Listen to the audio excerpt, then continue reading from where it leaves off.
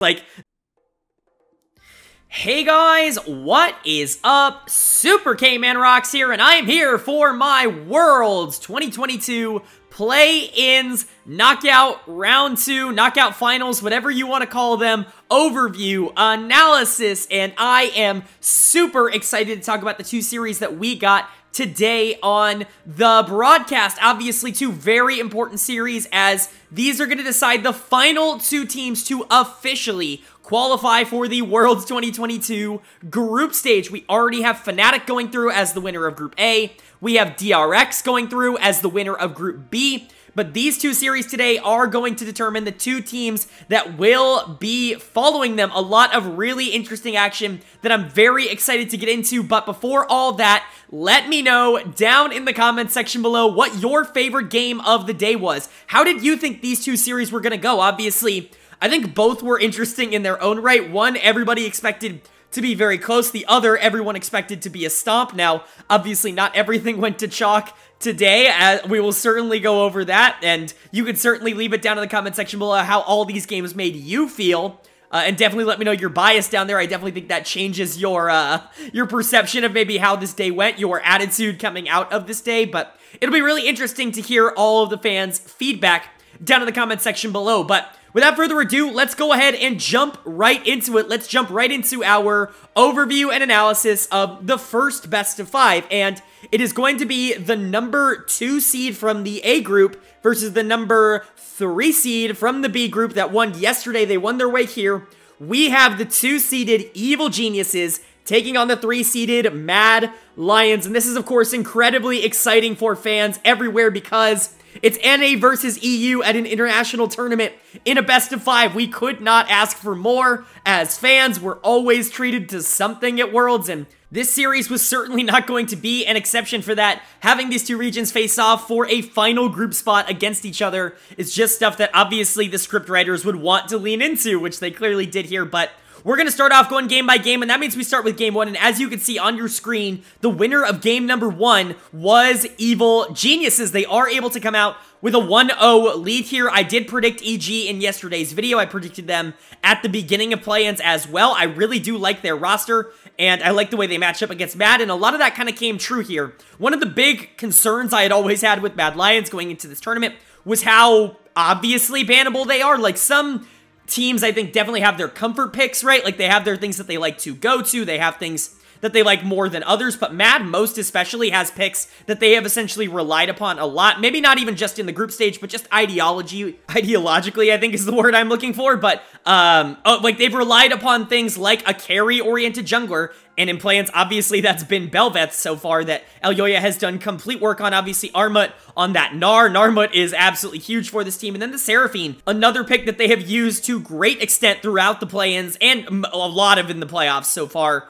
It didn't necessarily work for them, but certainly not something that they were afraid to go to. But that, on the flip side, does make them relatively easy to ban out. EG just says, those 3 things are gone, show us what else you have. Elyoya pivots to the Vi. You have Armut pulling out the R5 Rumble on the top side. I actually don't hate this draft in concept for Mad Lions. I think, generally speaking, you at least have an idea, and it's, we pick Draven Leona, we're going to try and snowball the heck out of bot lane. The problem I have generally with this draft is, and I talked about this in the series against Saigon Buffalo yesterday on the channel, that Mad Lions is so inexperienced at playing through their bottom lane that whenever they have a draft like this that really requires you to invest a ton there, they don't really know how to play it out. Elyoya's not the jungler that's going to be investing a lot into that department. Niski certainly isn't either. They really like to pair up with each other and get each other ahead. That's really been the focal point for Mad Lions throughout the year, but that's just not something you can afford to do with a Draven comp. EG kind of knows that. They know they don't really need to prioritize playing against the Draven in the early game, so they go for a pretty hard scaling comp here. Something that's going to be really difficult to deal with in a lot of these straight 5v5 front-to-back teamfights, because you have a ludicrous amount of CC coming out, not only from the Maokai and the Tahm Kench, and even the Aatrox and Victor can add on to that, but you pick the Varus, who was like the CC AD carry. Yes, he can do damage, but he is going to be more of that facilitator towards the back half of the game, really helping out Victor and Aatrox to be doing a lot of that extra damage towards the back half of these teamfights. You're really setting up for those, like, clumped experiences, and typically, like, draft-wise, I would say that this is something that you really could exploit with Draven because there's not going to be a lot of direct assistance for that Varus in the early game. Maokai's not going to be on the same level of early pressure that Vi is, and Sylas should theoretically just have the shove and roam on Victor. The problem is, like I said, Matt is not experienced enough at playing around Unforgiven and Kaiser to really make it work in the way they need to. Kaori actually plays really well in the early game on this Varus. I gotta give him a ton of credit for that. And Vulcan, I think, does a really good job on the Tahm Kench. Obviously, we're seeing these two rise in priority as a duo lane as the tournament goes on. I can understand why. I certainly don't think it offers you the same kind of takeover potential that a lot of the other bot lanes do, but especially if you're not a team that really wants to prioritize playing through that lane, which Evil Geniuses really isn't. At least with Kaori, and they have not been. I definitely understand adding a Varus, adding a Tahm Kench. He's really safe in the early game. Obviously, his mobility isn't there, but with the Tahm Kench, you have a lot of flexibility to be able to just kind of play it safe, get to that point in the game, and there's really no circumstance in which Varus is not useful, because that ultimate is always fantastic. Like, there is never a circumstance in which that ultimate will hit the mid to late game and not be super useful, because even if your damage isn't there, you're setting everyone else up on the team for a great position, because the ultimate can be so consistent if you're good on that champion. And so I understand why it's rising in priority. Even a lot of really mechanically talented teams that do invest in the bot lane are starting to go to the Varus. I don't know if it's going to continue throughout the whole tournament. We have a lot of teams at this tournament that do like playing through the bot lane, so it'll be interesting to see if they pull it out as well. But for teams like Evil Geniuses, hell, even for Mad Lions, like, I think the Varus is a really good pick to be able to stabilize that bot lane. I mean, pairing it up with the Tahm Kench, obviously, but just in general, being able to have that bot lane that can be relatively easy in the early game and then be beneficial without having damage in the late game, I think is positive. But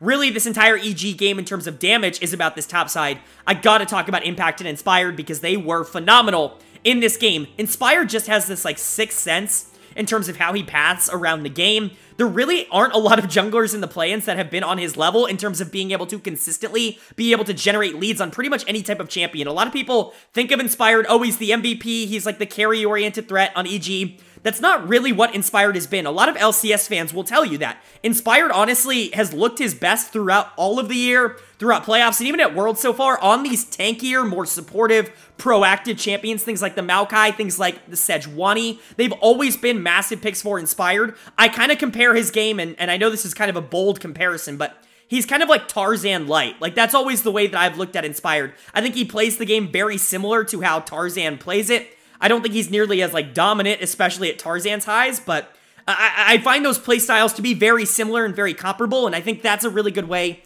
to look at the way Inspired is able to generate his leads typically, while Elyoya, on the other side of this matchup, is significantly more carry-oriented, just in general, and I think that can lead to a lot of advantages for Evil Geniuses, because Inspired can spend a lot of his resources making sure to get his really good laners ahead, and that's what we had in this game. Mad left Aatrox up. Impact very, very happy to scoop that up. This is a pick that we saw rise to incredible prominence in North American playoffs in particular, and that prominence has definitely continued over the course of Worlds. By far the highest prioritized champion at the tournament. I believe it was 100% going into the day, although if I'm wrong, I'm certain someone will tell me in the comment section below, but you gotta, like, these are the games where you start to understand why Aatrox is the #1 pick in the meta, because you hit that late game and with Eclipse, like, that thing is going to hurt, and it is really difficult to teamfight into an Aatrox when you have so much CC around him. You've got the Maokai ult coming in, you've got Victor firing lasers and dropping that gravity field right in the middle of a choke point if you're fighting around Baron or Dragon or something like that, and then you've got the ult and combo coming out from Varus and Tahm Kench. Like, there's so much to set up Aatrox for these super prolonged fights that EG can really dominate in, quite frankly, and we saw that multiple times. Impact played this game incredibly well. I've been a little critical of Impact's laning over the course of this tournament, but his team fighting has really never been in question, so putting him on something like Aatrox that can have a little bit more of a stable early game, you do really have to invest in top lane in order to beat him. And then someone who's going to be super useful in the late definitely contributed to a pretty easy EG win. Impact's going to get the player of the game just for the contribution he was able to have, but Inspired a very close second. Obviously, some ginormous plays coming out towards the back half of the game. Inspired being able to steal that Baron was completely and utterly clutch. Without that, Mad Lions was in a much better spot to be able to actually start fighting, but even then, EG's comp scales really well, and these extended team fights are always going to be in favor of them. Yes, it was incredibly important for EG to be able to handle that, but they were in control of this game with or without that steal. I think it just really made the game a lot easier for this team overall. So you got to give EG credit. This was a really good game one, a really good pick ban strategy, really identifying what Mad Lions is super successful on, being able to take it away from them, and then forcing them to beat you in the early game.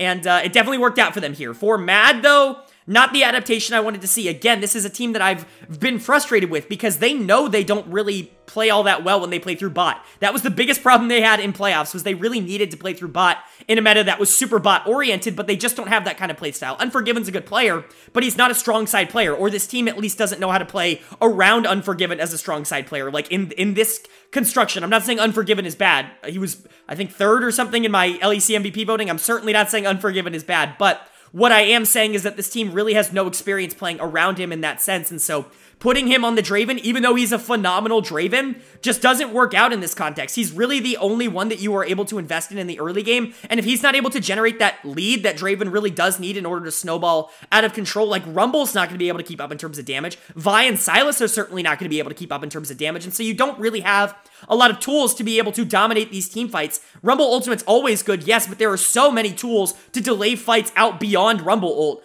EG does a really good job of being able to bait out a lot of those abilities and then capitalize when they're down, and so overall, little frustrating for Mad Lions, but my dud of the game is going to go to Kaiser on this Leona. He simply just has to play better. Kaiser obviously known for these engaged champions. We've been saying it all year that, oh, it's an Enchanter meta. Once we get to the engage meta, Kaiser's going to be better. We've been, like, preaching that narrative all year long, and I'm still very high on Kaiser, but he really hasn't shown up at this tournament in the way that he kind of needs to. Some of these Leona engages were just straight bad. He was running it down at points, ultimate misses, etc., etc. Just some really not good plays. He is going to have to be more consistent if this team is going to be able to generate leads consistently. The engage support role in the meta right now is more important than it has been in quite a long time, and that means that for this team to be able to actively compete with Evil Geniuses on a grand scale, Kaiser's going to have to step up, but the same is true for Elyoya, Niski, Armut, Unforgiven, everybody on this team, right? Game plan wise, what do I want to see them go to? I need to see them go to the thing that they know works. I get that the Bel'Veth is banned out, but there are other carry junglers in the meta that you can pick up and play. I don't like the Vi. Generally speaking, I already don't like the Vi, but I most specifically don't like it with the team that is almost entirely constructed around playing around the jungler. Elyoya needs to pick up something that is going to be able to get those resources, not give those resources, and I just don't think the Vi pick is it.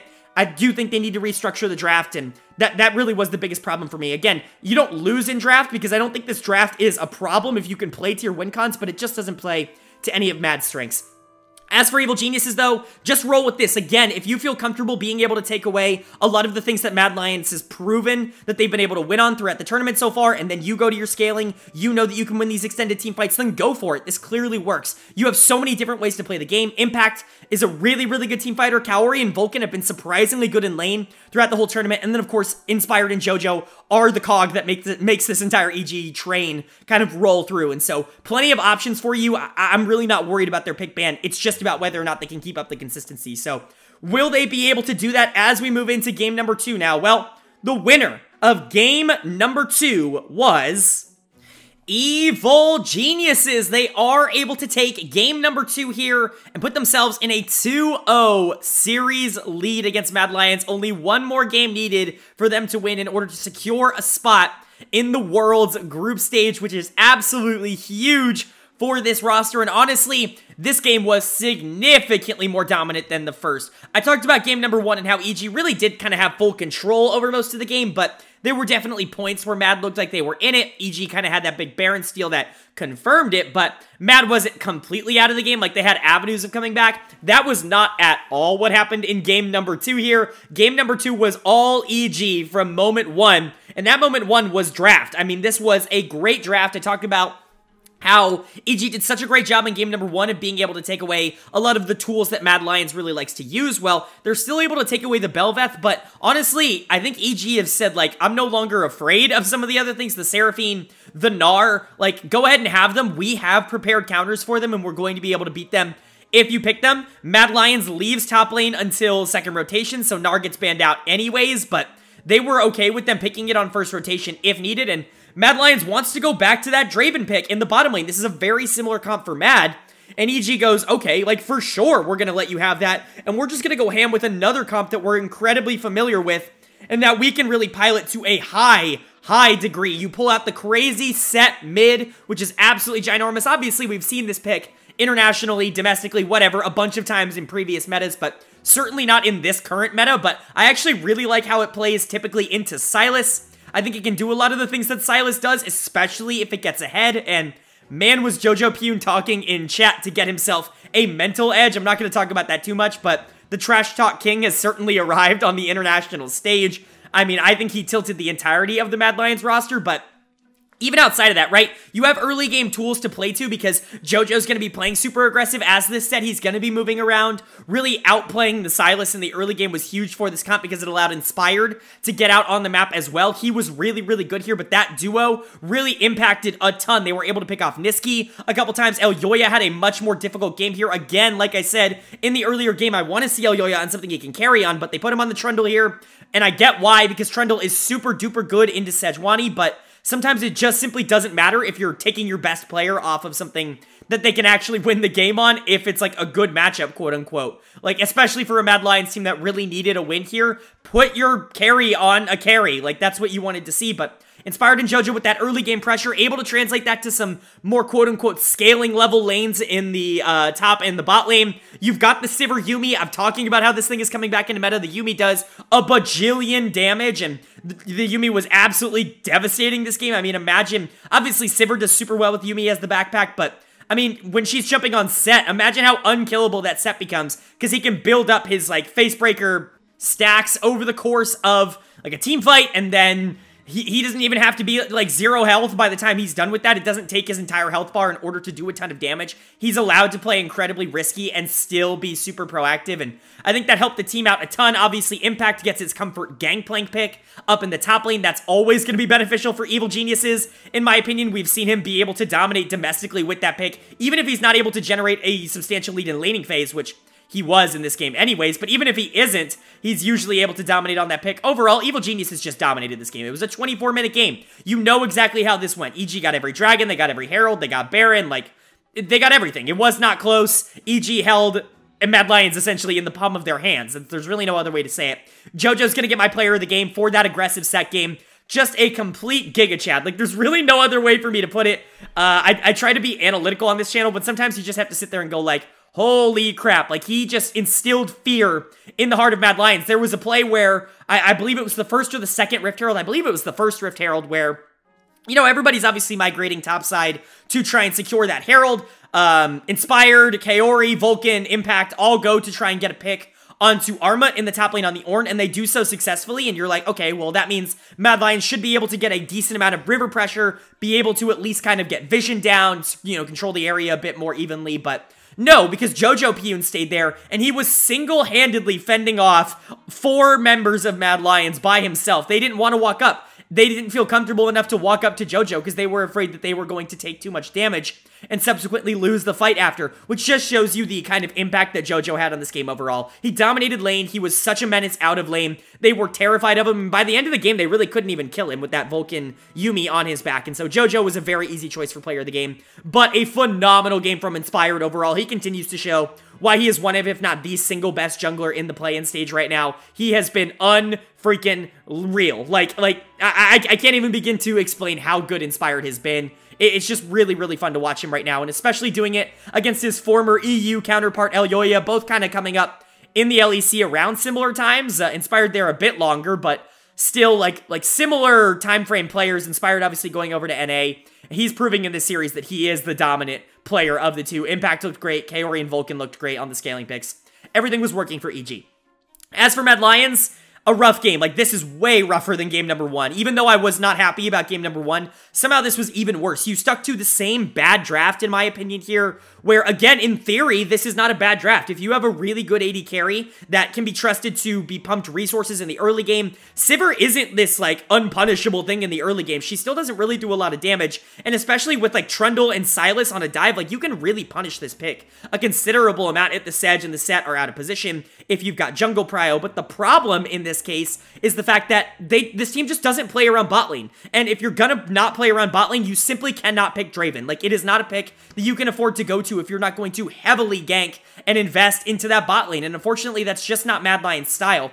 They really wanted to get an early lead here through the jungle with the Trundle, make sure that he was in a position to be able to dominate that frontline war later in the game. It's an incredibly tanky comp for Mad Lions, and they wanted to make that official here with the Draven on the backline, but the problem was that Jojo got so far ahead in the mid lane on Niski because of some really well-timed ganks from Inspired that Elyoya's job became so much harder to do absolutely anything in the game. They weren't really investing in the bottom lane, and they couldn't really invest in the mid or top lane because JoJo was such an issue. And so this comp fell apart pretty much instantaneously, and they didn't really have a lot of tools to play for that were actual strengths of the team. And it's just really, really easy to blame draft for that. Like, again, like, as a draft, I don't hate this. Like, as a concept draft, I think there are a lot of teams in the world that I would look at this draft and be like, yeah, I really, really like it, especially if you get that Draven rolling. I can see where you're going with it. I just do not think this is a Mad Lions draft. I don't think it works at all, in my opinion. I think you need significantly more proactivity out of the jungle position than what Trundle is giving you. Unfortunately, my dud of the game here, pretty obvious one, is going to go to Niski in the mid lane. The LEC MVP not looking too good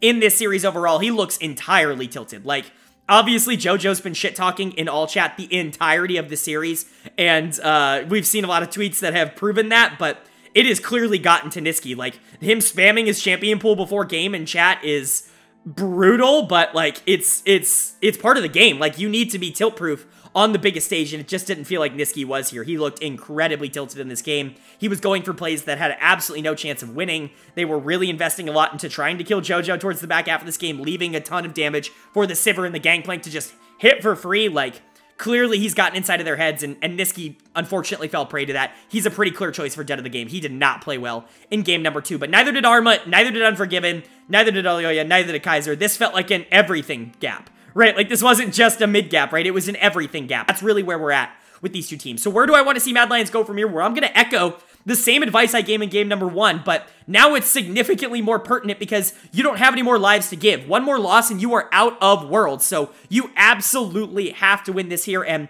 if there's one player you want to put your season's hands on the line with, it's gonna be Elyoya. You've got to put him on something that can carry the game. I understand that Bel'Veth is gonna be taken away, but we know he has more picks than the Bel'Veth to be able to dominate on. We know there's more picks in the meta to be able to dominate on. Give them to Elyoya. Let him do something. Let him be proactive. Let him try to win with his damage and use the rest of the team to accentuate that. No more Draven. I just don't want to see it for Mad Lions. It's not how they play. For Evil Geniuses, at this point with their mental edge, I think they can win on basically anything. Obviously, jungle mid has been essential for their year and for this series. I expect them to continue going to some early game plans through those. I really like the idea of scaling on the top and bot side with something that you can play through in the mid lane in the early game.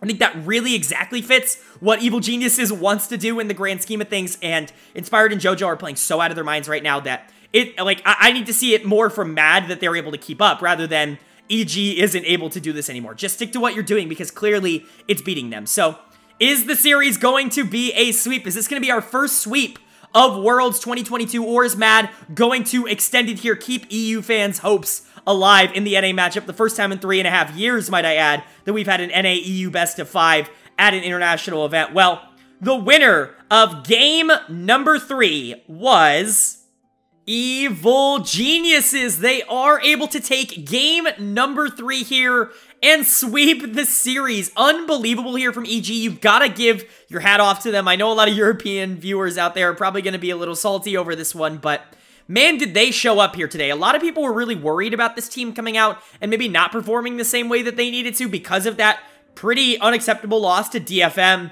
earlier in the group stage, but obviously, DFM looked really good yesterday against Loud in general, who was, Loud themselves were able to take a game off of Fnatic. And overall, I think Group A was maybe just a little bit underrated in the grand scheme of things, by me included. Like, certainly I'm not void of that criticism, but we were all talking about Group B and how the top 4 were 4 of the strongest teams here, but I think we really underestimated the depth of the minor region teams that did come in Group A, and overall, I think that was kind of shown here as Evil Geniuses were just straight up the better team. Like, this series was not close at all. It was a complete and utter destruction, if I'm being completely honest. Like, there's really no other way to say that. I want to be nice to Mad Lions, but I don't know, man. It's kind of hard to find positives in this series. They go for a more justifiable comp, I will say. Again, I really wanted to see Elyoya on something he could at least do something on. Not the Trundle, not like the Sedge or the Maokai or anything in that nature, right? I really wanted to see him on something that he could actively win the game on, and Graves does that. Like, this is much more justifiable, but you go for the Gwen in the top lane, counter-picking that Sejuani that ends up getting flexed up there. Really like the draft from EG, by the way. I'll talk about that later, but you end up drafting the Gwen to flex that up to the top lane. Gwen's really good into these melee tank, style matchups in the top lane. I've been talking about that all tournament. love that. You have the Victor for Niski, something he can be proactive on while also not being a, completely useless in lane. Can definitely farm against the LeBlanc pretty easily. And then Kalista Renata in the bot lane. I get it, you go to Kalista, that's fine. If you want to go for that more lane dominant style, I think Kalista is probably the way to do it, because Kalista can do it really without a lot of assistance, typically speaking, which I will get to. But I certainly think this was the best draft that they had out of all the 3 games, which isn't really saying a lot. Like, I'm not in love with this draft by any means, but to me, it was easily the best of the 3 games. And then for EG, they just know their style really well, and you've got to give them credit for that. Kaori on the Aphelios, I think, is huge for this team. Clearly, he plays it, and he plays it well. Talked about that in Academy quite a bit as well. He was pulling out the Aphelios a considerable amount when I was doing my Academy weekly reviews. Similar to, Inspired, JoJo, all of them on Comfort here, and I think that's really good for a deciding game that, honestly, quite frankly, you could afford to lose. Inspired gets his Lee Sin, JoJo gets his LeBlanc. All of these things are incredibly easy to be able to win on for these players in particular. Vulcan and Impact, kind of the supportive pieces here on the Sedge, on the Braum. Definitely work with the rest of the team. I like Braum Aphelios. I think it's actually kind of underrated in the grand scheme of things right now. I do like Aphelios with more of that supportive, passive support in this case, and I think Braum fits that role really well. I think Vulcan obviously pulls out the Thresh really consistently. I would have loved to see it in this game just in general, because Vulcan is so ridiculously good at that champion, but Braum works too. Braum does the same thing with perhaps a little bit more protection, a little bit less offensive prowess. No Lantern, but a lot more sticking power, and can give you a little bit of an early kind of buffer, which you're really not going to need against Kalista Renata, because they're going to be powering you out of lane. But honestly, overall, like, this bot lane played awesome. I really have nothing else to say about Kaori and Vulcan. Like, they showed up to this tournament having not played a single regular season game together as a duo, having played 1 series worth of games in playoffs as a duo, and they showed up and they've been more than competent. Like, they've been one of the better bot lanes in the tournament so far, one of the most consistent ones at the very least. Like, they're not the most flashy, they're weak side most of the time, but they do that weak side role incredibly well. Like, honestly, they were significantly better than Unforgiven and Kaiser in this series. I actually think Unforgiven got pretty gapped by Kaori just in terms of gameplay in this series overall, and that was exemplified by this game. Aphelios had so much raw power towards the back half here. Obviously, I've been talking on this channel over and over and over again about how Aphelios in the late game is just stronger than any other hyper carry right now. I really genuinely do believe that, and he needs to skyrocket in Prio, and I'm still surprised he hasn't, because he's looked phenomenal every single time he's been picked. Like, it's not like he's not showing up when the champion's picked. When he's picked, he looks great, especially when the team is able to play around him. When he's able to, like, it was absolutely absurd. The thing I'm going back to in my brain is that, I want to say, like, 18-minute Rift Herald. Maybe it was at Baron. It was at, at the pit, and Mad is trying to engage on EG from top lane. They're all kind of funneling down here, trying to engage on a full fight here. They chunk out EG a little bit early in the fight, but Kaori just puts down one of his Chakram turrets, and it zones literally the entire team. Because if they walk past it, like, they're just dead. If he decides to pull the trigger on an ultimate while they're getting hit by that turret, like, they're just dead and they win the fight. Like, that's the kind of power that this Aphelios had towards the back half of the game. Very much, in my opinion, deserving of player of the game. But it was a very tough choice because Inspired played so freaking good in this game. He really wanted to target Armut in that top lane, and boy, did he target Armut in that top lane. A lot of just not good play from Armut. Obviously, he was taken off the Gnar the entirety of this series, and certainly looked like it. He was taken off of his best champion, and he did not show up in this series. I don't want to flame him too much. I don't want to flame Mad too much, because honestly, like, it's just unfortunate. They weren't at their best today, and it is what it is, but Armut was picked on in this series. You have the Sejuani being able to compound with the Lee Sin so well, and Inspired was not afraid to go top lane and really try and get that lane ahead. He knew essentially that JoJo was going to be relevant towards the back half of this game. He can play LeBlanc better than almost anybody in play-ins. Kaori and Vulcan are just going to scale. It's Aphelios and Braum into Kalista Renata. It's not like you're going to easily be able to get things off in that bot lane, even with jungle attention, so he was just like, screw it. Like, I trust Kaori to go even, which he absolutely did. And actually, I think he had a gold lead by like 15 minutes without a lot of assistance. And then he's going to be Aphelios late game. Even if he is even, like, who cares? He's going to be way stronger, so it doesn't matter. So we really went top lane, tried to make Armut's life a living hell. That took away a lot of the damage threat that Mad Lions had, because the Graves was really the only one who was, like, truly going to be able to take over at that point. Victor is a very good concessional damage, secondary damage dealer, like I always call them, but it just was never going to be enough, because JoJo was so far ahead of Niski, and the map pressure was always in favor of Evil Geniuses. Just definitely unfortunate. My dud of the game is going to go to Unforgiven, because you do invest. This is a third game in a row that you invested in with an early game AD carry that you want to be able to snowball the game off of with the Kalista, and then don't do anything bot lane. It's inexplainable. Like, honestly, like, there's no explanation. I can't sit here and tell you what exactly they were thinking going into this, what the strategy was, but Draven, Kalista, and he's not able to do it on all three. It's just a drafting faux pas. I understand this pick more than the Draven, even if Unforgiven is significantly better on the Draven. Kalista, I think, is more self-sufficient than someone like Draven, but even then, like, where is the late game scaling team fighting that Unforgiven was playing the entirety of this year? And even in the playoffs, even in the series they just played, like, it just felt like they went to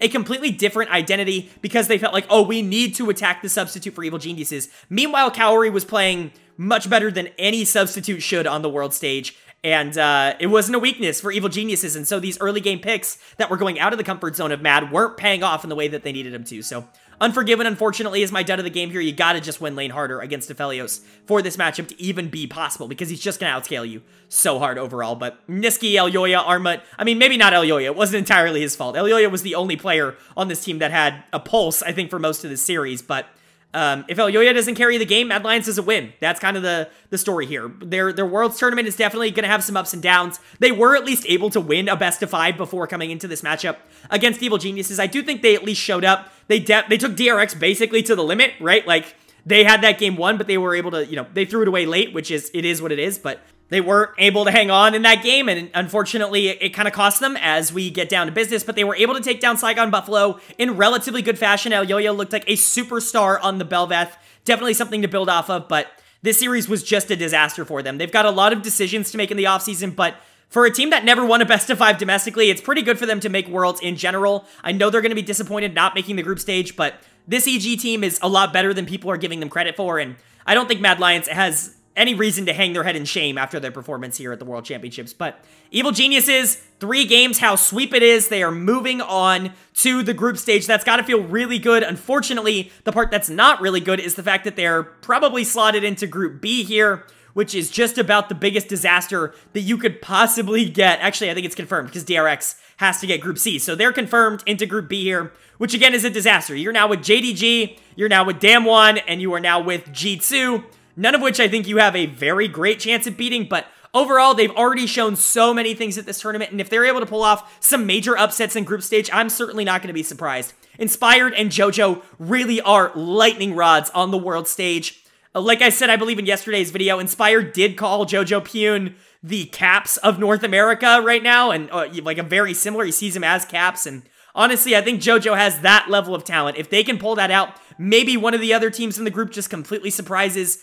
It's not incredibly impossible for this team to make it out of groups, but it's certainly not predictable. More likely that they get last than it is that they get second, but this team has a lot of fight in them, and I'm certainly not counting them out of pretty much anything after the showing that they had here today.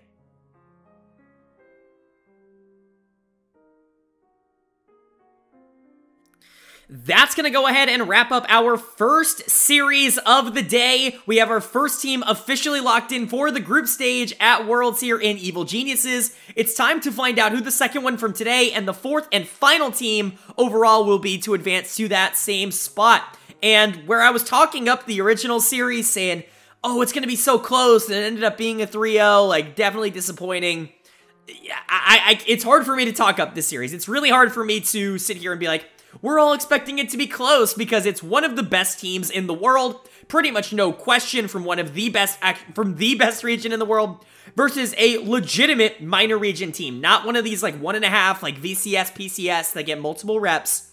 A legit region that only sends one representative every single year. So truly, this series should not even be remotely close. If last series was a 3-0 that was dominant, this should be even worse, a 3-0 that lasts a combined total of 45 minutes, right? It should be unbelievable. So let's see if that happened. We had the number 2 seed from Group B, Royal Never Give Up, taking on the number 4 seed from Group A, Detonation, FocusMe from the LJL, and oh my god, DFM won Game 1. Oh my god, DFM won game number 1. To put into context how legitimately unreal this is, like how unprecedented this is RNG's first ever loss to a minor region team as an organization. This is the LPL's first ever loss to a minor region in league history. And this is DFM, for context, just won their first ever best of 5 international game yesterday. Like, this is legitimately unreal. No Japanese team has ever even won a best of 5 before a day ago, and now they're taking a game off of one of the LPL's best teams, the team that freaking won MSI this year, not just one of the LPL's best teams. They were the #1 team in the best region in the world 5 months ago, and then they went and won the international tournament in the mid-season. Like, I can't stress enough how this might be one of, if not straight up, like, the biggest upset in Worlds history. Like, single game upset. It's really hard for me to think of one where the two sides are genuinely as far apart as these two are in a single game. There have been some crazy ones, but this is legitimately absurd. DFM should have stood no chance, and they're able to take game 1. So how did they do it? What exactly was the plan here? Well, they early pick the Maokai, which I really do like. Obviously, Breathe goes on the Aatrox, which is such a power pick. You're trying to counter that in lane by going with the Kennen. It can be incredibly volatile in lane, but you should be able to dominate with your range, with your mobility. You should be able to at least be able to generate that lead, right?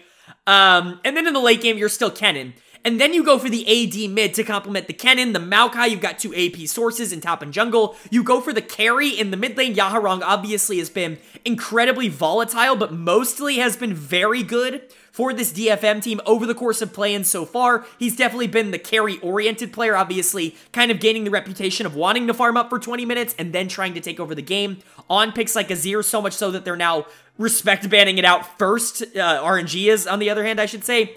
And then a really safe bot lane that can be aggressive. The Tristana gives you a little bit of both there. The damage isn't necessarily all that high, but the utility coming out of Tristana just in the sense of if you need the offense, if you need the defense, she's going to be able to offer whatever you need. And then a Leona to kind of complement that playstyle. It's a really open-ended draft that does scale really well into the late game for these team fights because a Maokai ult going in and potentially a Kennen ult on the backline of that flank is really going to corner these people and line them up for Trist, and especially that Yone ult to really combust them towards the back half of this game. And honestly, it's just really hard to engage into a Maokai in general, I would say, but RNG's comp is also good. It scales as well, but in a different way. You're really relying a lot on the Kaisa rather than like the multitude of engage options that you have. The Aatrox is going to do damage, but Sedge, Talia, Nautilus, a lot of that is just going to hopefully set up Gala to carry this game on his signature champion. So let's go ahead and talk about how it ended up working out. Well, the early game was really slow, and it was really hard to tell who that favored. Most people throughout the game were like, that favors RNG. Obviously, I'm kind of a part of this mentality as well, so I'll definitely say I didn't see this coming, but most of the time, when you have a major region versus a minor region, the longer the game goes, the more it is going to favor the major region, because the more the game goes where situations get closer to equal, the less the less those draft comps tend to matter. The skill difference tends to take over just a tad bit more, and that's pretty much always going to be in favor of the major region. But this DFM comp does scale really well. Obviously, Yone, Maokai, Kennen, all these things in the late game, even the Tristana, like all of these things can do a lot of damage. You're just going up against another comp that also can. But DFM starts picking up some engages, starts picking up some picks here. Yaharong, Unipon, Steel, even Evi start picking up some kills here, and they actually generate a decent gold lead for themselves. They're sitting at around, I don't know, I want to say like a 2k gold lead at around 20 minutes, and then a gigantic team fight happens, and you know who comes out on top? DFM, and they are now sitting at a 5k gold lead, and it's like, oh my god, is this gonna actually happen? And then they get the soul, and it's like, oh my god, Hextech soul. Then they go into RNG, and it's a little bit of a sloppy fight. Harp just completely whiffs ult. It's very funny. He ults his own backline and causes Yaharong to try and dodge. I can't even explain it, but it's a very disjointed, weird fight, but you are able to pick up most of the people in it. I believe it was a 3 for 5. Which is still in favor of DFM, obviously. And then you actually try and fight over the Elder Dragon, which is a massive objective. Your RNG is able to get it because of some good positioning, but even with the Elder Dragon, they're not able to secure the fight. DFM takes it, and they win the game. It's unreal for this team to have been able to take this victory, but you've got to be so excited for the boys in this one. Yaharong played out of his mind on the Yone. He's going to get player of the game in game number 1. He has been crucial to DFM's success in this tournament so far. Obviously, I think a lot of people will say that for Evi as well. I've talked about this a lot on the channel, especially during the early days of the tournament, more so than the best of 5 yesterday. When Evi won, they tended to win. When Evi lost, they tended to lose. That just felt like the trend that was happening with DFM, but In this game, Evie was honestly the one getting picked off in side lanes by far the most. His positioning was certainly not good enough towards the back half of this game. Luckily for them, this team fight was incredibly difficult to deal with, mostly because RNG wanted to try and fight a lot around these objectives, DFM obviously coercing them into that, and it's just nearly impossible to do with this comp where you've, like, fighting into a Maokai in a river is already incredibly difficult, but the idea of potentially getting flanked by Kennen and then Yone ulted, like, the fight is over by the time you have any chance to react. At that point, it's very difficult to actually deal with this DFM comp, especially if they're ahead.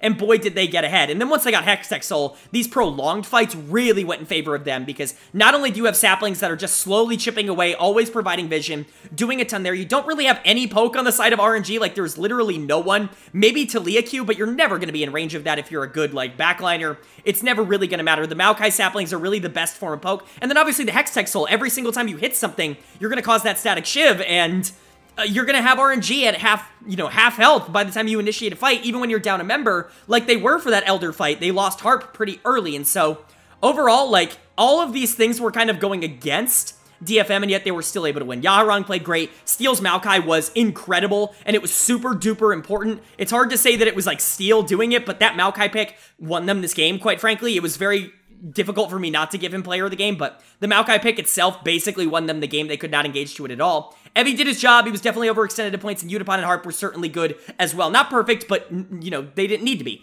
Yone was certainly the carry for this game. For RNG, on the other hand, this is disastrous. I mean, I can't even imagine what would happen if they lost this series, but it's only one game. You're not going to freak out. What are the takeaways from this? How can you improve on it? Well, draft is scaly in nature. You probably can't get away with that now. I think you've learned that you need to be a little bit more proactive in the early game against a DFM team that really can play late. And so maybe something to be able to exploit in the early game. Like, you're not going to be ganking Talia all that much. Kaisa and Aatrox certainly aren't going to be all that, especially when Aatrox is playing into a counter matchup. Even the Sejuani really doesn't have all that much pressure, quote-unquote, in the early game, and so maybe just something that's going to give you a lot more. Also, I need to see Breathe actually play the Aatrox. Like, this game was fine, and there were certainly moments where he looked good, but man, the decision-making here, the lack of ability to push out waves, there were multiple inhibitors that he could have taken. These dances around Dragon, around Baron, took forever, and if he had the wherewithal to be able to go, okay, if I push this side lane, it's going to force DFM to try and do something where they have to be on the aggressive, and all of a sudden their comp is significantly worse on the engage rather than on the disengage. I think that would help out RNG a ton. Breed's macro just wasn't there. I don't know whose call that was, but he definitely needed to be in a side lane more this game, trying to impact it that way. They were never going to be able to win by just running it into DFM with this comp, and so didn't like that. And you also, like, this bot lane's got to step up at some point. I'm super high on Ming, and the Nautilus wasn't awful, but, like, I don't mean to flame Gala here. I really don't want to flame Gala, but he's got to start being that guy. Like, this is what I was saying going into the tournament, is everybody treats Gala like he's a top 2 ADC in the world. He has not proved it. Does he have the talent to be it? Yes. But this is the kind of performance that Gala needs to win the game. He's on Kaisa. This team is built entirely around him being able to win these late game team fights, and he's getting out damaged by Udapon on Tristana. I understand there are multiplying factors in this, but Gala has to be that guy. He has to have that killer instinct, pun entirely intended, to be able to win games like this for RNG against a team that they just should be beating. If Gala can't dominate games like this on his signature pick, then don't put him on the hyper carries. I seriously mean that. Like, he does very good when invested into. I need to see him be able to generate his own lead. Like,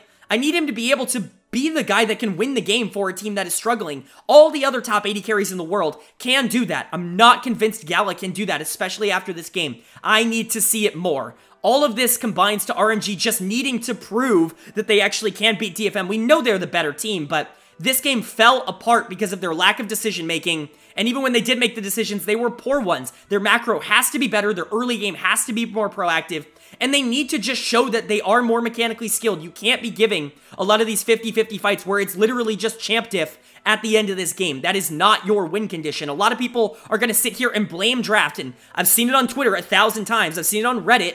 Not going to name names, but, you know, a lot of draft experts are like, man, RNG couldn't win this game. You can't blame them too much. You're right. When they got to the point in the late game, they couldn't win that game. This comp has a win condition. This comp absolutely has a win condition. RNG didn't play to that win condition.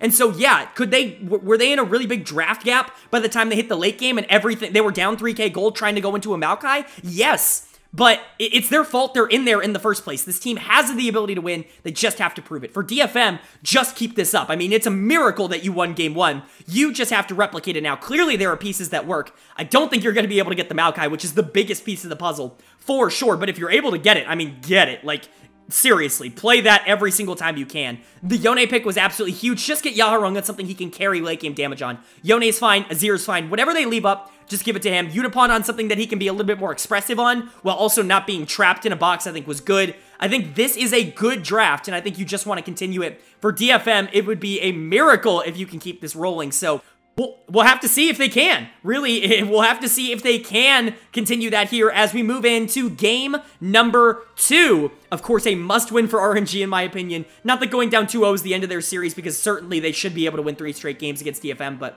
I mean, the mental of this team, if they lose another, this has to be one. So let's see if it was. The winner of game number 2 was RNG. They are able to pick up game 2, and boy, was it crucial that they were able to pick up game 2. If they weren't, this was going to get real spicy. I was already losing my mind a bit for game number 1, but if they lost game number 2 as well, that would have been absolutely nuts, but it wasn't the cleanest win. I'm going to say that. Like, yes, RNG was able to win the game, but, I mean, we're sitting here at 11-12 minutes, and DFM has another gold lead. Like, this was a position that DFM could have theoretically won in. They go back to a very similar comp with multiple different tools. I actually kind of like this a little bit better. There's a difference in how you have to play it out, but I think this could give you more consistent results over the course of the tournament. I just think RNG stepped up in this game a lot more. They got on comfort, and that really, really changed things for sure. Out with a lot of the picks that don't have the same kind of agency, although I love Xiaohu on Talia. I think he's been dominant on it. Wei needed to get on something that was going to be a little bit more carry proactive oriented. You put Gala on something that can be that in and out. The Tristana that very much worked. You give Ming even more agency this game than the Nautilus with the Amumu, something that can be super volatile, but honestly, maybe the highest agency support in the game right now. Things that they can actively just oppress and skill diff DFM on just a little bit harder, and I definitely think that worked out. It's hard to blame DFM. They go back to a very similar comp here. Like I say, I actually like this comp a little bit more. The Ken and the Sedge, the Yone return. Well, sorry, the Maokai's out, the Sedge is in. Definitely not a good switch, but that's forced. Azir and Maokai are permabanned now. The Nar's still banned against Evi. I do understand it. I certainly can't say I don't. He was really good on that champion in a couple games here, but I mean, the Kennen pick hasn't been perfect, and we'll talk about that, but you kind of have the main core here. Instead of Tristana, you have the Aphelios. I think this is significantly more damage in the late game. I've talked about this on the channel. I think Aphelios is the highest damage AD carry in the game right now. Like, if you need that hyper carry, I just don't think anyone does it quite the same way that Aphelios does, but it's a different offering. He's not going to be nearly as safe in the early game without Green Gun at the very least, but still a lot of really good things from him. And then the Braum to kind of protect everybody here. The proactivity of Braum is significantly lower than Leona, but you still can be incredibly oppressive, and honestly, he offers a ton of good defensive tools that I think can help out this team a lot. That's why I said I like this more. I think, honestly, comp-wise, this is probably a better comp than what they had in game number 1, in my opinion, but it's kind of close. Like, it's really not that different, and so the Maokai diff is kind of huge. I would say I like the Aphelios more than Trist. I like the Sedge less than the Maokai. That's kind of where I'm at in terms of this comp as a whole, but for RNG, again, comfort here. LeBlanc, Viego, Amumu, Tristana, like, there's a lot of good stuff here. I know Gallup was on comfort last game, but he certainly didn't look like it in the game, and really, the comfort definitely shone through. I mean, this was Xiaohu's playground at the end of the day. Great game from him on the LeBlanc. Certainly something that he's put in a bajillion games on in his pro career, as we know. And he looked awesome on it. Like, this is the number 6 player in the world to me. My list was looking a little bit suspicious when Xiaohu was playing so bad in game number 1, but he really turned it around here. Really good game from him in game number 2. He dominated Yaharong in lane. This ranged into melee matchup is super exploitable for the LeBlanc if you're able to get a lot of your shit off, and boy howdy was Xiaohu able to get a lot of his shit off. He was dominating the 1v1 matchup, and then he was able to be super proactive, getting Wei into a really nice position. I'm not a huge fan of the Viego in general. I've talked about that on the channel a pretty considerable amount, I would say. I'm much lower on Viego, I think, than a majority of pros are, but at the same time, like, if Wei wants to play him and Wei really feels good on him, go ahead. Like, Wei's 2 best champions are Viego and Vi, and that's not a great sign for them being super in touch with the meta. Like, for some reason, every analyst was saying, I get it, Kai'Sa might be meta, and Gala's good at Kai'Sa, but that doesn't mean the whole of RNG is good in the meta right now. Sorry, it's a little tangent on the analyst there. But, like, it's fine. Again, against a team like DFM, it's significantly more difficult to actively punish these less valuable picks like the Viego, like the Vi. pulling them out here. If you're comfortable on them, just play them in a series like this. You should be able to win. And Wei was really good in this game. He was able to be super proactive. He just simply had way more agency than the Sejuani pick. This is kind of what I expected from Sejuani just generally coming out throughout most of these games, but Sej has certainly proven me wrong. There are a ton of Reddit warriors coming out of the woodwork right now that are like, this is why Sej is such a bad pick. Sej is so worthless. And it's like, all right, man, like, okay, all right, you keep doing you. I think Sej is a perfectly fine pick. I probably underrated Sej a considerable amount. It's not on the level of Maokai. It just isn't, in my opinion. They're different tiers, but for a second tier, like, flexible jungle top, like, tank pick, like, Sej is perfectly doable in that role. We've seen multiple players at this World Championship be able to pull Sej out and be super proactive on her. Again, it's just results-based analysis. It's the people who watch one series or, like, 3 games, and they're like, Sej must be bad. You know, Sej didn't do good equals Sej bad. Or the people who just look at the box scores. Like, I just try not to listen to them anymore, but I like Sej as a pick. It just wasn't able to be proactive. This is how you punish it. You just play super fast in the early game, and that's what RNG needed to do. Obviously, again, DFM did get that lead, but their comp does scale incredibly well. Not nearly as well as last game, but DFM just kind of has a different idea here, and Breathe does a really good job to pull back this lead. Honestly, his team fighting on the Aatrox was so much better in game number 2. This is why this pick needs to be banned against RNG. Game 1, not so much. Certainly some ups and downs. Game 2 was near flawless from Breathe. The multiple times that he was able to catch out Evie in the top lane, obviously with some assistance, was really phenomenal for RNG. It opened up the map a lot. And from there on, they were able to confirm a lot of these objectives, really snowball that gold lead. And RNG with a gold lead in the series is just not going to be beaten. DFM's chance is being able to generate that lead early and try and snowball it out of control. But once RNG has the game in hand, they're just not going to be throwing it. But again, a lot of that early game was Xiaohu, Wei really coming together. A lot of that mid game was Breathe absolutely taking over. But Xiaohu is going to get the player of the game for me. I think you realistically could give it to Breathe here, but this was Xiaohu's world and we're just living in it.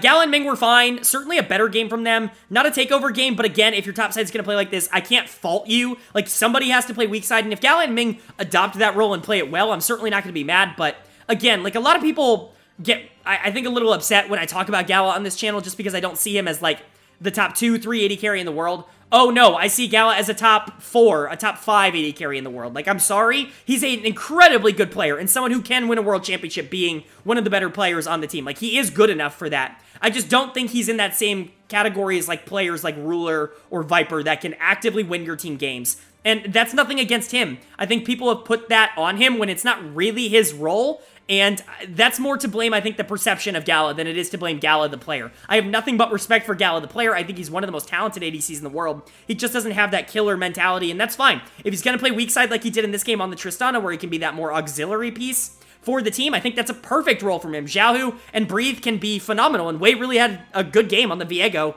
which can carry. Ming can kind of do his thing, and Gala can be the secondary piece in that bot lane. I really do like that comp for RNG, and I expect them to go to it more, but that's more the role I see for Gala overall. I know it comes off like I'm flaming him, but I'm really not. I just think the expectations for this player don't exactly match the player that we're actually getting. And then for DFM, rough game number 2. Definitely had this game at least a little bit in your hands. Some good early trades. Steel did a really good job in a mid lane trade to be able to pull back a kill onto Wei. That kind of swung a lot of things in DFM's favor for a little bit, but they just got out macroed at a point. Evie was getting caught out in the top lane. They weren't able to keep up with a lot of these objective fights. These things that Maokai would have helped with a lot going into last game, they just didn't have the availability to do this game. They didn't have nearly the same kind of zone control, and so it was very difficult for them to be able to plant their flag in a lot of these objective fights, and unfortunately, they're just not going to be able to win the skill battle with RNG, but it still was a pretty good effort. Like, they had control in this game against RNG. I mean, through 2 games, they honestly, you can make a case they look like the better team for more of the time throughout 2 games. It's just, I don't project that going forward. Evie, like I said, caught out a bunch in this game. The Kennen was not working. He clearly played it too aggressive. If you're going to play like that, you have to play something that has significantly more ability to peel for itself and get out of sticky situations like this. The Kennen pick was just not it in that circumstance. I'm not going to, well, I shouldn't say I'm not going to blame him too much, but you got to play a lot smarter. Like,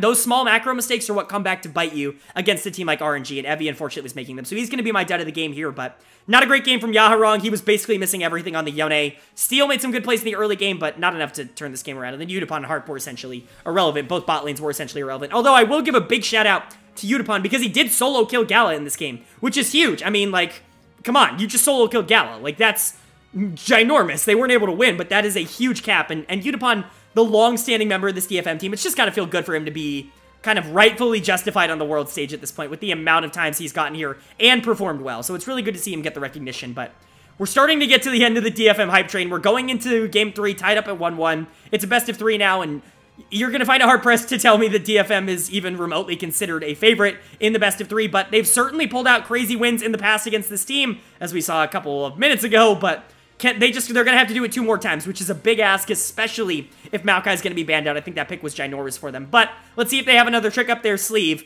because it's hard to count this team out. They made group stage last year, after all, but for RNG, really, really great from them. Just keep this going. You got on comfort. Just stay on comfort. You're better than them. Play what you know. Don't try and overcomplicate things. That is really where a lot of these major teams go wrong in these matchups. Don't try and overcomplicate the situation. Play what you know, play what you're good at, and you are going to win because you're just going to be better at the things that you're good at than DFM is at the things that they're good at. Trying to play their game, not the way. Play your own game, and you'll probably figure it out. So, is that going to happen in game number 3? Is DFM going to take control back of this series and kind of set the course right? Or is DFM really going to shock a ton of people and bring themselves into a 2-1 game series point prediction here against RNG? Well, the winner of game number 3 is RNG.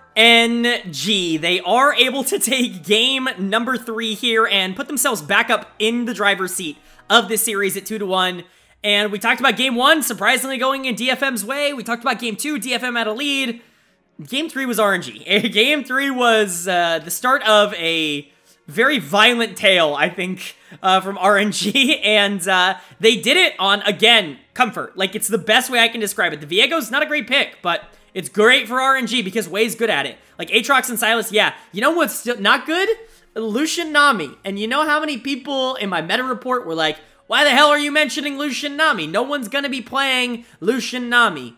You think pros read patch reports? Come on! They've been playing it for 7 months. They've been playing it for 2 years, if we're being honest. You think that they're just gonna, like, forget all of that because it doesn't work anymore? Come on, we're smarter than that. We know that it doesn't matter that it doesn't work anymore. They're gonna pick them anyways. And you know what? Good on them. Shout out, because they dominated this game. They dominated this laning phase. They dominated this mid game. This is the best game Gala has played at this tournament. By a considerable margin, might I add. Which is crazy to say out loud because it's Lucian Nami and they literally took out the component that makes them work together. But you know what? It's still 2 good champions. Like, Lucian can still do a lot of damage in the early game, especially if you can pilot that champion. Well, yes, he's short range, but his damage is incredibly high. He can burst down a lot of targets, and really there's no way for Sivir to be able to deal with him at an accurate level early. And then Nami still is a really good shield bot. Like, enchanters aren't theoretically what they were like a couple of patches ago, but it's not really because they got any worse. Mostly just because I think pros find more value in what engagers give you. She's still really good at healing and shielding, and the bubble and the ultimate are always useful tools. Yes, the combo isn't mega broken like it used to be, but these are still 2 individually good champions that do have relatively good synergy in their kit, regardless of the fact that it doesn't proc the 2 runes anymore, and so it's fine. Like, I get it. Like, I get why you feel like it is still relatively playable here. And man, like, Gala on Lucian with some buffs, like, where's this Gala been? Like, this is the Gala I want to see. He plays so aggressive, so fast, so, like, powerful. I don't know how else to say it. He imposes his dominance on the enemy bot lane so heavily in this game, and, like, this is what I want to see. This is the Gala that I have been criticizing not being there. He's a great late game carry, but he's never really been that guy to be the punch, the one who throws the first punch, you know what I mean? He's always been someone who's able to finish up the fight. If Gala can be this, if this is the Gala, yeah, he could be a top 2, top 1 AD carry in the world. Like, that's the kind of talent we're looking for. I just need to see more of this out of him. Yes, it's against Utapon and Harp, which it's not the best competition in the world. I love Utapon to death. I really, really do, but it's just simply not the best competition in the world. But this was a phenomenal game from Gala on a lane that isn't all that good right now. And so if he can do that here, why can't he do it on other matchups? So big, big, big props to Gala. He's my player of the game in this one. Gotta give credit to Ming as well. Like, the Nami speed-ups and the damage buffs, they're still huge. Yeah, I get it, the proc doesn't work the same way, but Nami's still a good champion. And just because we're seeing more engagers, really, I mean, Nami didn't get nerfed in terms of the way that she shields and the way that she, you know, the ultimate is still phenomenal. Like, none of that is different about Nami. It's literally just the interaction. And so, the champion is still super useful, even if it's not directly, like, dominating with Lucian. Like, these are still 2 good picks, and I see why RNG felt so comfortable going to them. As for the rest of the team, like I said, back to comfort. More Aatrox for Breathe. He gets it every game. Way on the Viego, a comfort pick, and Xiaohu on Silas. Certainly something he's played a considerable amount. Everybody did their part here. They dominated early. They dominated late. They gave up basically nothing in exchange for complete map dominance. If I have one complaint about what RNG was able to do in this game, I just wish they were able to end it sooner. Not because I wanted to see less League of Legends, but because they really should have been able to end this game before 35 minutes. But for TFM, rough one. I mean, certainly this is more the outcome that you were expecting in this series as a DFM fan, but Game 1 and Game 2 certainly gave you a little bit of hope that Game 3 was going to be interesting. You have an intriguing draft here. You take away the LeBlanc, trying to take some playmaking tools away from Xiaohu, which I totally agree with. You put Yutapon and Harp on the Sivir Yuumi, something that I do think is still pretty good. I talked about this. The poke that Yuumi offers is incredible, but you're going into another mage that does a ton of damage in laning phase, so it's kind of difficult to deal with that, but Sivir still is going to scale well as long as she doesn't get super far behind. Unfortunately, she got super far behind, and then you've got Tryndamere as the R5 counter pick in the top lane to Aatrox. We've had 5,000 counters to Aatrox come out at this tournament. None of them have worked. At this point, it's pretty clear that Aatrox is just uncounterable. The Kennen is the closest thing that we have to an actual good counter, but it's pretty quickly just going to get banned out. I know the Lilia was also banned out in this game, and I do think the Lilia can do relatively okay into that matchup, but it's not like it's like dominating anything, especially if you don't have practice on it, and so Tryndamere, it was tried, but put it up there with Zilean, put it up there with Teemo, it did not quite work. Steel had a really bad game. I was really praising Steel for how he was able to play, but the Sedge, just too passive for what they need to do. They have to be able to generate this lead early, and the Sedge just isn't going to be able to do that consistently at all into the Viego, and so it doesn't really help out their comp as much as they need it to. I certainly don't think Sedge is a bad pick, but I don't think it's what they need right now. I would go to something a little bit more aggressive. I know that's really not Steel's playstyle, but you have to get something here. Like, you're not going to be able to face RNG at an even gold distribution. You have to find some way to kind of tip the scales in your favor. And if that's like a random first blood kill that you can get with Lee Sin, like, just do that. You know what I mean? Like, that's kind of what I'm looking for. And it'll be interesting to see if they go to that. But really, there is just a giant skill diff. Yutapon and Harp got completely blasted in this bot lane. Yutapon's my dud of the game for that reason. He did like 0 damage on the Sivir. He was super far down by the time, like, he was never going to hit a power spike in this game. But it's not like Evie did any better. It's not like Steel had a good game. Yaharong was super irrelevant on the LeBlanc. This is the problem with LeBlanc. She's certainly not going to be the type of champion that's going to be able to bring your team back from being at a deficit. And so, it's hard for me to blame the DFM comp because really, like, what do you draft when you're like significantly the worst team? But at least they gave it a shot. There are aggressive picks here. I want to see another aggressive pick come out in the jungle. If you want, you can transition to a more stable top side. Things like the Ornn, I do think are fine. Like, I know it's not like the most flashy thing in the world, but maybe just having a lane where you can neutralize the Aatrox early, like, he's still going to be relevant late, but I'd rather see that aggression come out of the jungle. I think it's more important there than coming out in the top lane, but that's just my opinion. We'll see what DFM ends up doing. For RNG, just stick to the course. You're the better team, play like the better team. Like, this game was awesome. You played like the better team in this one, and you won. You dominated. Just do it again. Like, a ton of early game aggressive picks that you can skill diff on. That's what I want to see. Just do it again for game number 4, and you're going to be heading to the group stage. So, is RNG going to be able to do that and punch their ticket to New York here in game number 4, or is DFM going to extend this out, pull off the miracle, and send us to our first Game 5 of Worlds? Well, the winner of game number 4 was Royal Never Give Up. They are able to close the game out and the series out here in 4. Certainly was way closer than it had any right to be. Gotta give huge props to DFM, but we'll do that just a tad bit later. It's time to talk about Game 4 before we talk about the large implications, obviously, of this final play-ins game, but man, this was not close. This was the least close of all the games, and Game 3 was not close, but this was somehow less close. I mean, domination. Just complete and utter domination. A more passive draft from RNG. Honestly, not what I was expecting to see. The Lissandra, the Varus coming out, two things that don't really have like a ton of actual agency on the map. They're really relying on a lot of their top side to be able to win. Luckily, it's Breathe and Wei, and so you've got a pretty good shot of them being able to win. And luckily they did. Breathe on the Fiora. I mean, come on. Like, it's his best champion. It's been his best champion for so many years. I mean, I just remember him back on OMG, before he was even Breathe, back when he was Curse on OMG, and he was dominating on this pick. He really set the world on fire on it. Was a huge fan of OMG back then, so definitely something I remember, and it's really good to see him still continue to bring it out to this day. Wei plays 3 straight games of Viego, and it's 3 straight wins for RNG. That's just how the cookie crumbles. And no more Maokai for Steel means that this jungle matchup is significantly easier for Wei all along. 3 straight games of Sejuani, for steal. Some people are really going to complain about this and say unbelievable. I kind of agree, if only for the fact that it clearly didn't work 2 times. I'm not really sure why you go to it a third. I think generally speaking, Sejuani is a good pick, but I talked about wanting more agency in the jungle for DFM. They weren't able to grab that here. They blue-1'd. They B1'd Sejuani. So definitely not what I wanted to see, but some really interesting picks in that bottom side. The Xiaohu on the Lissandra, I get it. Like, it's a shove and roam, more supportive style, but it is still relatively applicable. It's not all that good into Azir. Azir kind of counterpicks that, which of course DFM did. The Azir was finally left up for the first time, but Xiaohu felt pretty confident about at least being able to get out of lane in a reasonable spot and being more useful essentially in the late game than that Azir could be. And then you add just significantly more CC to the list here with the Varus and Tahm Kench. This is the bot lane I've talked about on this channel at least a little bit here. Gala and Ming actually played this lane incredibly well into the Tristana. This is a lane that I would say the Tristana Leona definitely has the favor in, but if you're better, which Gala and Ming are, they are able to win this matchup. The poke from Varus can absolutely get a lot, and if you're not ready to deal with that along with Tahm Kench engages, it can be a little bit much to actually deal with, and I think that's just ending up what happened to DFM, so... But it was a little bit difficult to actually pick a player of the game in this one, mostly because a lot of what happened was kind of segmented. There were multiple good parts, multiple bad parts. Overall, I ended up settling on Wei because I think he was involved in most of the stuff here on the Viego, and honestly, he played this game nearly perfectly. Like, this was a jungle gap. Steel didn't do anything. He didn't do anything in the last game either, but he didn't do anything in this game.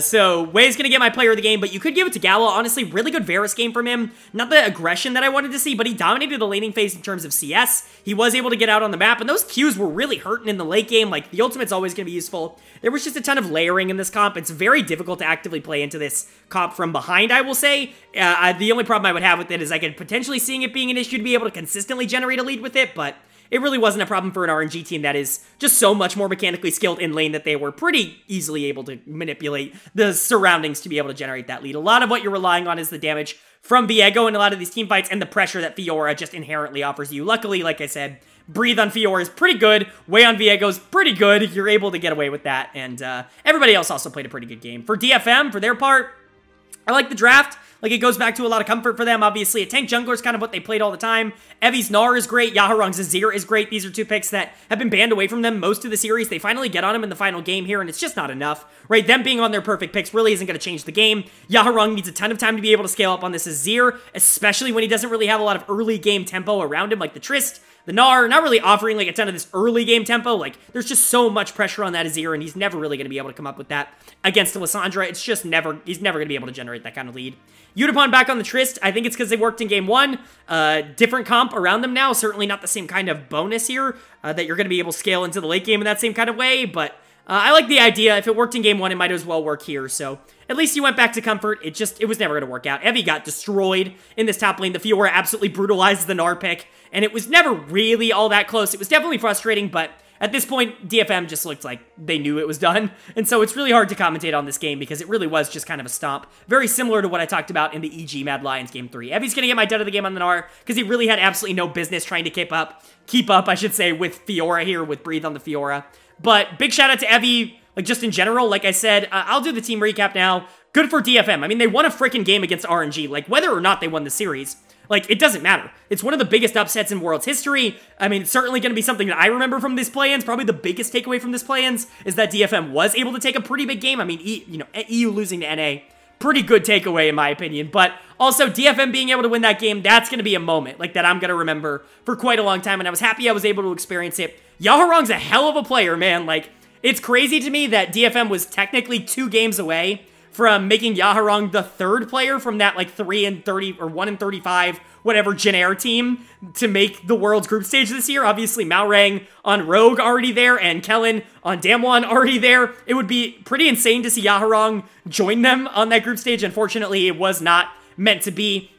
Yutapon, the longtime carry here, the longtime bot laner for DFM, gets another chance to show the world why he is probably the best player to ever come out of the LJL. Obviously, a lot of people up for debate in that argument. I think a player like Saros is obviously in that conversation as well. But Evi in that conversation for the same boat. Like, there's just a lot of legendary Japanese players here on DFM, and it's really fun to get to see them play an extended amount on this team. It's just hard to say anything bad about DFM. They've got to feel super proud, not only to get to this point when it really felt like they had an uphill road ahead of them. I didn't even pick them to beat Loud, let alone take a game off of RNG. That was awesome, but they really showed up here, and they certainly don't have anything to go home and be upset about. This was probably the best performance they could have possibly asked for on the world stage, and every single year DFM comes to this tournament and represents the LJL very, very, very well, and it really proves that that region is probably the best minor, like true minor region in the world right now, but unfortunately, just not enough to beat RNG. Definitely was a little bit tricky, and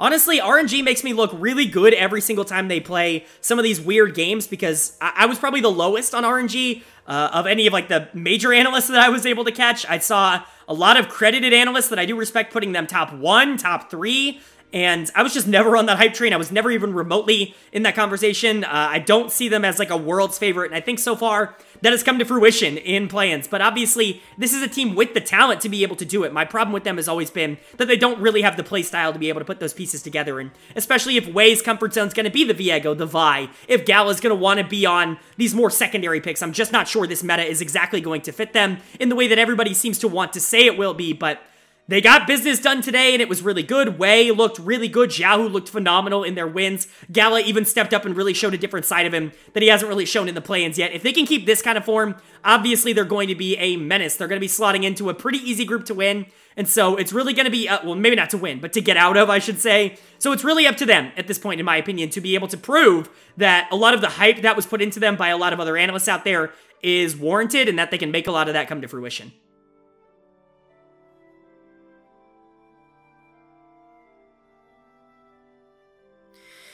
Alright, well that is going to do it for not only my play-ins final round overview and analysis, but my play-ins overview and analysis. Play-ins has officially come to an end. We know our 4 qualifying teams headed to the group stage. Fnatic, Evil Geniuses, DRX, and Royal Never Give Up officially headed into A, B, C, and D, respectively, and that's up on the screen right now. You can see all 16 teams officially locked in for the group stage that's going to start in a couple of days. I'm incredibly excited about it. Let me know down in the comment section if you're excited about it too. What group are you most excited to see? Obviously, a lot of good choices. If you want my extended thoughts on how I think these groups are going to go, you can go watch my group previews, my group primers that I put out right before this tournament started. I did include my predictions for the play-in teams going into that group as well. And what do you know it? Every single one of them came to fruition. Not that they were super bold, but EG getting out is really good. And so if you want to know my thoughts on who I think is going to be getting out of those groups, you can go check out that video. Obviously, I'll go into a little bit of a short thing here. I think the 8 Eastern teams get out. I think in Group A, it's T1 at 1, it's EDG at 2. I think in Group B, it's JDG and then Damwon. I think in Group C, it's Top Esports and DRX. And in Group D, it's Gen G and RNG. I hope I'm wrong. I hope at least one Western team ends up being able to make it out of group stage, but right now, it's just really hard for me to predict that, especially with how DRX played in the play-in stage. I think Rogue probably has the best shot of anybody. Maybe Cloud9 if one of T1 or EDG can't show up. Maybe T1 is a lot closer to their finals form and not the form that I'm expecting. Those are probably your best shots. Maybe 100 Thieves sneaks in if RNG is really a train wreck, but those are kind of your options here. Outside of that, I really don't see a lot of variance in these groups. The best team should be able to move forward, but as we know, there's always one team at Worlds that just randomly shits the bed for absolutely no reason, so anything can really happen, and I'm excited to cover it when those games come around, but that's going to do it for play-in coverage. If you guys enjoyed, leave a like. It really does mean a lot for the channel. I know I ask for this at the end of every video, but if you guys got to the end here, that means you're enjoying the content, and it would really mean a lot to me if you let that like. Obviously, that gets it out to a ton more people, and also if you want to boost that engagement, leave me a comment. Let me know, again, what group you're most looking forward to in the group stage, and of course, how you feel about the 4 teams that are moving on from the play-ins. Of course, I'm going to ask you to subscribe as well. If you liked my play-in content, I promise you're going to like my group stage content. If you're at the end of the video here, I assure you that you will. If you made it all the way through, then you'll probably make it through the rest as well. And I highly recommend you hit the subscribe button. Maybe hit that bell so you can be notified every single day when these World videos come out after the games. And I just want to take a quick second to say thank you to all the people who've been supporting over the course of the World Championships. These games have been super fun, and obviously I hope you guys are enjoying the content. It really means a lot to me that you guys are watching these videos and engaging and sharing, and so just a little bit of a thank you from me if you made it this far. I really do appreciate you guys, and I really do hope you are enjoying the content, and let me know if I can do anything better. Obviously, I'm always open to suggestions, but with all that being said, I hope you all are having a great day. I hope you continue to have a great day, and I will see you all later.